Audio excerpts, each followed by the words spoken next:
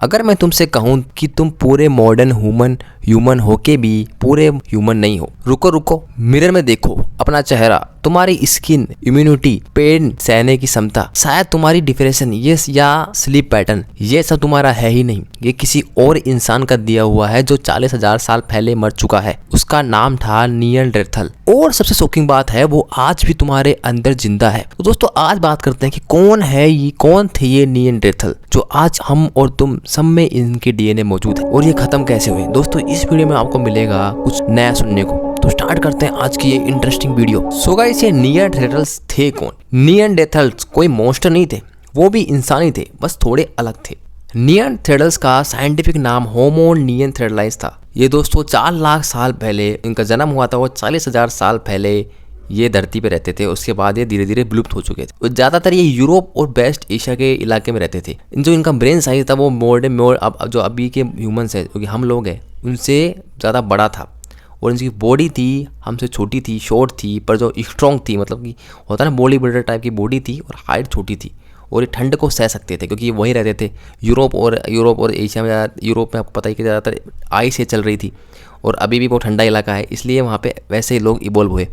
ये आग जलाते थे क्योंकि ठंड बहुत थी, टूल्स बनाते थे रहने के लिए, और जो बीमार लोग था उनके ख्याल रखते थे। जो डेड बॉडी थी उसको ये जलाते थे। मतलब इमोशंस और इंटेलिजेंस दोनों थे। फिर आए हम होमोसेपियंस। फिर हम जब अफ्रीका से निकलते इवोल्व करते हुए धीरे धीरे एशिया और यूरोप हर जगह पहुंचे। तो हम जब पहुंचे यूरोप में, तो यूरोप में हमें मिले हों निएंडरथल्स। जब 2 अलग अलग सभ्यता के लोग मिलते हैं तो उनके अंदर से लड़ाई तो होती है, पर यहाँ कोई ऐसा खास लड़ाई नहीं हुई क्योंकि वहाँ सर्वाइवल करना ही मुश्किल था। तो वो लोग सर्वाइव करने में ज़्यादा आसान थे। पर तो धीरे धीरे आए तो उनकी आबादी धीरे धीरे कम हो गई थी। आबादी बढ़ाने के लिए हम में और उनमें रिलेशनशिप बने। सो गाइस, अब हम बात करते हैं कि निएंडरथल्स के डीएनए है, उन्होंने हमारी कैसे मदद करी, और अगर हम आज के टाइम पे वो कैसे जिंदा है।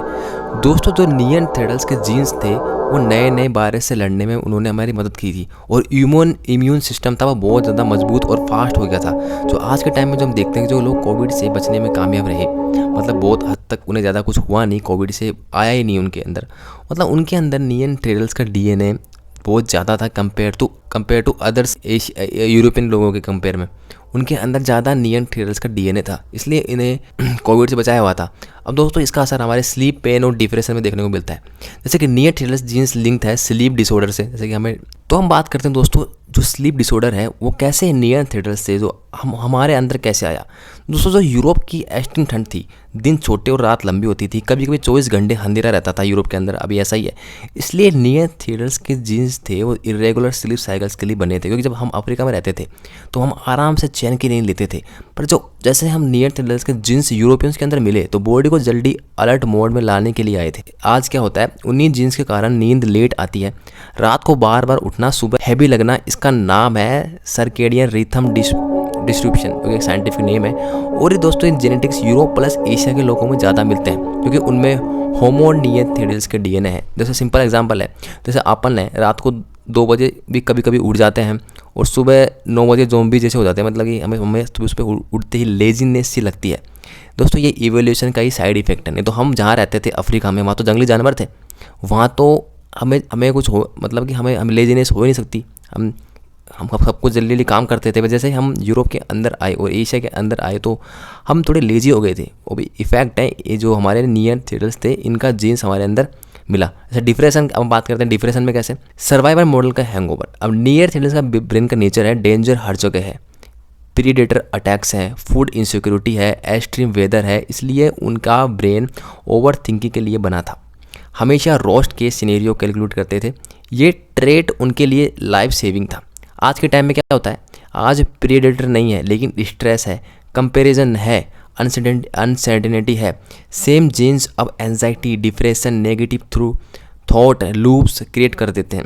मतलब तुम्हारा ब्रेन आज भी जंगली दुनिया में जी रहा है जबकि तुम सिटी में हो। इसलिए डिप्रेशन को वीकनेस नहीं, इवोल्यूशनरी मिसमैच समझो। जैसे हम देखते हैं कि यूरोप जो अफ्रीका के लोग हैं वो इतने ज़्यादा टेंशन में रहते ही नहीं है, इतना ज़्यादा डिप्रेशन वो लेते ही नहीं है, क्योंकि वो ज़्यादातर वहाँ पे हमारी सबसे पुरानी पीढ़ी है, उनके अंदर कोई भी डीएनए मिक्स नहीं है। पर जैसे ही हम ऊपर की तरफ आते हैं, Europe, Asia, South America, North America, Australia, इन जगह जब हम जाते हैं तो सबके सब ज़्यादातर लोग परेशान रहते हैं। डिप्रेशन में रहते हैं, ढंग से नींद नहीं ले पाते, क्योंकि ये इन्हीं का ही रीज़न है। इसलिए कि हम बार बार डिप्रेशन में सोचते हैं, ज़्यादा ओवर थिंकिंग करते हैं। और जो लोग ज़्यादा ओवर थिंकिंग करते हैं तो उनके अंदर भी नियंथेरल्स का जेनेटिक्स है दोस्तों, ये साइंस ने बता दिया है।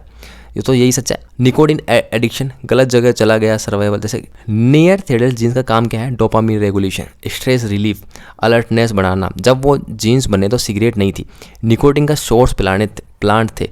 कभी कभी हर्ब्स, वो जो पत्तियाँ थी वो खाते थे। आज क्या होता है, सिगरेट को हम रिलीफ के लिए करते हैं। जो आज की जो ह्यूमन्स है वो ज़्यादातर सिगरेट पीते हैं, निकोटिन पर ज़्यादा स्ट्रांगली रिएक्ट करते हैं, एडिक्शन जल्दी बन जाती है, छोड़ना मुश्किल हो जाता है। इसलिए रिसर्च कहती है कि यूरोप और साउथ एशिया के लोगों में निकोटिन एडिक्शन का रिस्क जेनेटिकली लेवल पे थोड़ा ज़्यादा होता है। मतलब तो हम कमज़ोर नहीं है, हमारा ब्रेन ज़्यादा सेंसिटिव है। पेन टॉलरेंस, सुप्रीम मोड, ये वाला ट्रेड एक्चुअली एडवांटेज है। नियंथेरल्स लाइफस्टाइल, इंजरी नॉर्मल थी, बोन्स टूटना कॉमन था, डॉक्टर नहीं, पेन किलर नहीं, इसलिए उनका पेन थ्रेशोल्ड हाई था। नर्वस थोड़ी अलग तरह रिस्पॉन्स करती थी। आज क्या इफेक्ट होता है, कुछ लोग पेन ज़्यादा टॉलरेट कर लेते हैं, सर्जरीज के बाद कम पेन फील होता है, फिजिकली इंड्योरेंस बेटर होती है। इसलिए soldiers, athletes, hard labour workers में जीन्स ज़्यादा नोटिस होते हैं। मतलब तुम्हारा दर्द कम लगना एवोल्यूशन का बोनस हो सकता है दोस्तों। ये सब की सब चीज़ें हमें साइंस बताती है। ये सब trade, sleep, pain, depression, addiction एक ही चीज़ से जुड़े हैं, ब्रेन का स्ट्रेस रिस्पॉन्स सिस्टम से। नियंथेरल्स जीन्स ने हमें सर्वाइव करना सिखाया है। मतलब कि ये जो जीन्स है मॉडर्न लाइफ स्टाइल में भी काम कर जाते हैं। इसलिए सो गाइस, अब हम देख रहे होंगे कि ज़्यादातर लोगों में ये सारे जीन्स मिलते ही, ये सारी परेशानियाँ मिलती हैं। तो गाइस, अगर आपके अंदर भी अगर ये चीज़ें मिलती हैं तो आप सब और हम सब के अंदर नियंथेरल्स का जेनेटिक्स होते हैं दोस्तों। इसलिए इसकी एडवांटेज भी आपको बताया मैंने और डिसएडवांटेज भी बताया। तो इससे अब बात आती है कि क्या नियंथेरल्स सिर्फ हमारे अंदर ही है, कि मतलब हमारे हम लोगों में ही है? तो दोस्तों अब बात आती है कि क्या नियंथेरल्स के जेनेटिक्स सिर्फ हमारे अंदर ही है? दोस्तों जो हमारे एंसेस्टर थे उन्होंने सिर्फ नियंथेरल से ही नहीं डीएनए एक्सचेंज किया था, बल्कि कम से कम 2 और ह्यूमन स्पीसीज से डीएनए एक्सचेंज किया है। पहले हैं दोस्तों डेनिसोवान्स, जो नाम भी नहीं जानते लोग, सबसे मिस्टीरियस स्पीसीज है दोस्तों। इनका साइंटिफिक नाम डेनिसोवान्स है। डेनिसोवान्स कौन थे दोस्तों? ये लगभग 3 लाख साल से 30,000 साल पहले रहते थे और ये साइबेरिया से लेकर साउथ ईस्ट एशिया के अंदर रहते थे। जैसे कि इंडोनेशिया हो गए ये, और ये साइबेरिया है जो रूस की तरफ है, यहाँ पे ज़्यादा मिलते थे आपको। एविडेंस सिर्फ एक फिंगर बोन, कुछ दांत और डीएनए वहाँ पे मिले हैं, ये एविडेंस है। मतलब पूरा इंसान गायब होगा, लेकिन जेनेटिक्स, उनके जीन्स अभी भी जिंदा है। आज डेनिसोवन डीएनए कहाँ मिलता है दोस्तों? पापुआ न्यू गिनी, ऑस्ट्रेलिया के जो ओरिजिनल लोग थे वो अभी के हैं, वो नहीं, जो ओरिजिनल थे वो तिब्बत रीजन के अंदर। कुछ लोगों में 5% तक डेनिसोवन डीएनए मिलता है। Super power gene, high altitude survive. दोस्तों डेनिसोवन जीन से तिब्बतियंस को कम ऑक्सीजन में जीने में मदद करते हैं, लंग्स ज़्यादा एफिशिएंट बना देते हैं। इसलिए एवरेज पे जो लोग इजीली सर्वाइव करते हैं उनके एंसेस्टर डेनिसोवंस थे। इसलिए हम ये सोचते हैं कि आपकी मेहनत है या आपका जेनेटिक्स का कमाल है कि जो आप लोग ठंडे इलाकों में बर्फ़ के अंदर ठहर जाते हैं ना, कि आपको ज़्यादा ऑक्सीजन की ज़रूरत नहीं रहती, उनके अंदर डेनिसोवंस डीएनए है दोस्तों। जहाँ स्टोरी और ज़्यादा कॉम्प्लेक्स है। लोग सोचते हैं अफ्रीका बराबर सिर्फ हम, जो हमारे पूर्वज हैं वही अफ्रीका में रहते थे। दोस्तों ऐसा नहीं है। अफ्रीका में मल्टीपल अननोन आर्किक ह्यूमंस थे, जिनके पिछले इनके बोन्स जिनके फॉसिल्स तो नहीं मिले, लेकिन डीएनए ट्रेस मिले हैं कि ये मतलब डीएनए में हमें अलग देखने को मिला है। इसको साइंटिस्ट कहते हैं गोस्ट पॉपुलेशंस। मतलब कुछ एंसेस्टर ऐसे भी थे जिनके बारे में हम सिर्फ जेनेटिक्स से ही जानते हैं। तो हम असल में दोस्तों है कौन? दोस्तों हम जो होमोसेपियन जो यूरोप और एशिया में रहते हैं, अफ्रीकन्स को छोड़ दे तो वो हम मिक्स है। मतलब कि हमारे अंदर हर प्रकार के जेनेटिक्स है, नियंथेरल्स भी है, डेनिसोवंस भी हैं। इसलिए हमारे अलग अलग हमारे सीन है और हम ज़्यादा इवोल्व करवाए कंपेयर टू अफ्रीका के लोगों से। ठीक है, मतलब ऐसा नहीं कि हम अकेलों ने ही सब कुछ कर लिया, हम अलग अलग जनजातियों से मिले और उनको हमने अडोप्ट किया। तो फिर बात आती है कि वो लोग खत्म कैसे हो गए और हम लोग अभी बचे कैसे थे? क्योंकि हम लोग दोस्तों फ्लेक्सिबल थे, हम सर्वाइव कर सकते थे। हमने हमारी जनसंख्या बहुत ज़्यादा बढ़ा ली थी अफ्रीकन रीजन में, इसलिए हम भाग भाग के यूरोप और एशिया की तरफ आए और वहाँ पे आइस चल रही थी यूरोप में। पर जैसे ही आइस खत्म हुई तो उनके सर्वाइवल स्किल्स खत्म हो गए और हम ज़्यादा थे कंपेयर में उनके पॉपुलेशन में, तो वो ऐसे नहीं रह पाई। और ऐसे एशिया के अंदर भी जब जंगल ख़त्म हुए, पानी मतलब कि जंगल ख़त्म हुए और ऐसा ही थोड़ा और आइस एज भी खत्म हुई, तो वहाँ के भी लोगों ने अपना दिमाग लगाई और अलग अलग सभ्यताएं जन्मी।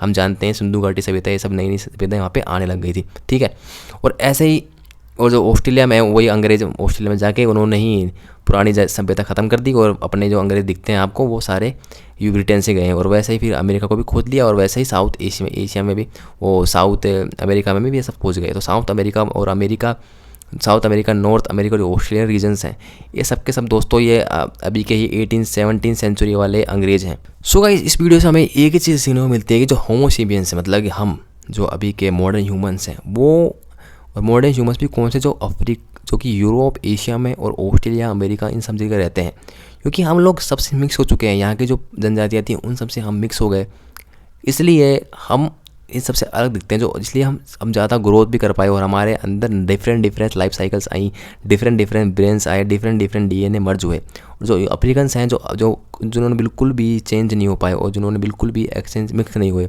वो कंपेयर टू एडवांस नहीं हो पाए और वैसे वैसे रहेगा। इसलिए अफ्रीका का ज़्यादातर रीजन गरीब भी है, ठीक है।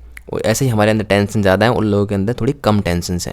फिर एक सवाल आता है कि दोस्तों एनिमल्स में ये सब क्यों नहीं है? क्योंकि दोस्तों एनिमल्स है, उनकी बुद्धिक क्षमता इतनी तगड़ी नहीं है कि वो इवोल्व हो पाए, इसलिए वो इवोल्व नहीं हो पाए। ब्रेन का पूरा काम है, ब्रेन ही देख लीजिए, हम आज हमारा ब्रेन इस्तेमाल करके हम ChatGPT जैसे AI बना रहे हैं जो हमारा काम कर सके। तो दोस्तों यही है पूरी बात, और ये वीडियो भी इस बारे में थी कि ये निएंडरथैलर्स कौन थे और इनके जीन्स हमारे अंदर कैसे मिले। दोस्तों अगर आपको ये वीडियो अच्छी लगी हो तो प्लीज़ इस वीडियो को लाइक कीजिए यार, बहुत मेहनत करता हूँ और आगे भी ऐसे ही इंटरेस्टिंग वीडियो लाता रहूँगा। तो दोस्तों थैंक यू आप सभी का ये वीडियो को लास्ट तक देखने के लिए।